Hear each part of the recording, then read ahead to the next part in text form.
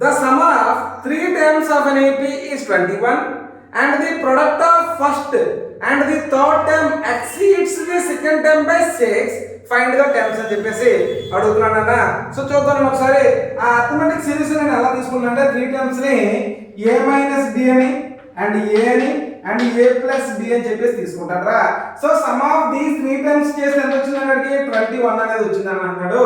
అంటే a minus d plus a plus d నాన్న plus d minus d cancel చేస్తే a plus a నాన్న 3a equal to 21 3 1s 3 7s a equal to ఎంత వచ్చిందిరా 7 అనేది వచ్చింది నాన్న.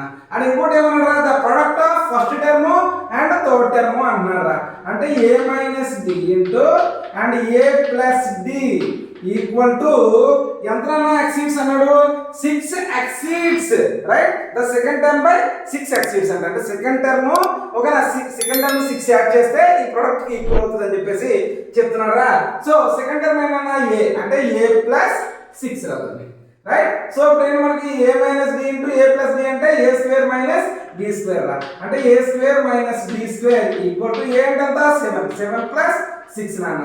a అంటే ఏంటన్నా 7 అంటే 7 square minus d square equal to 13 రా right. So 49 minus d square equal to 13 రా నాన్న. ఈ 13 వైపు తీసుకొస్తే మైనస్ అవుతుంది, ఈ మైనస్ d స్క్వేర్ వైపు తీసుకొస్తే ప్లస్ d స్క్వేర్ అవుతుంది. అంటే d square equal to 49 minus 13.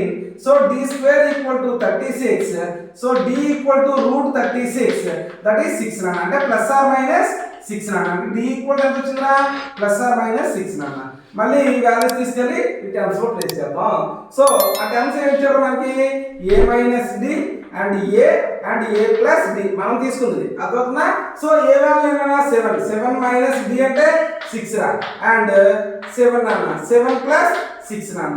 7 minus 6 అంటే ఎంతరా 1 అండ్ 7 అండ్ 13 రా.